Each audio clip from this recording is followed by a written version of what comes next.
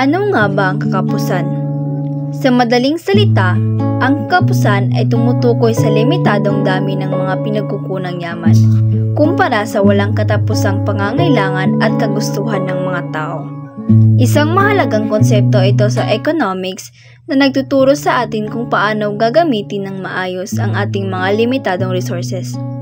Ngayon, nais kong marinig ang inyong mga pananaw, opinyon at karanasan patungkol sa kakapusan. Ating tanungin ang mga naririto kung ano ang masasabi nila tungkol dito.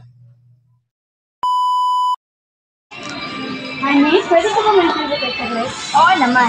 Ano po yung nalaman tungkol sa kakapusan? Ang kakapusan ay kawalan ng resources at pinagkukunang lamang. Ganun ba? Maraming salamat po sa sagot sa aking tanong. Pwede ko ba mag-ibig? Oo naman, pwede naman.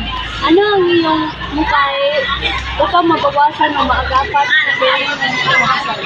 Para sa akin, mahalaga ang pagpaplano ng pamilya upang makontrol ang paglaki ng populasyon. Kailangan ng mas marami oportunidad sa trabaho at pagsasanay sa mga magagawa.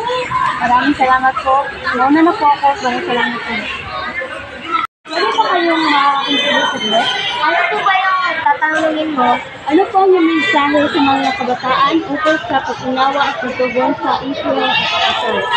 Mag-aral ng mabuti at magkaroon ng magandang trabaho upang makatulong sa pag-unlad ng bansa.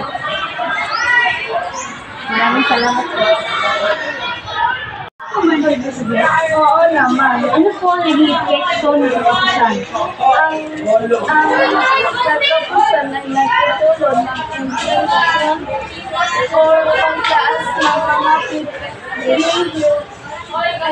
presyo ng presyo sa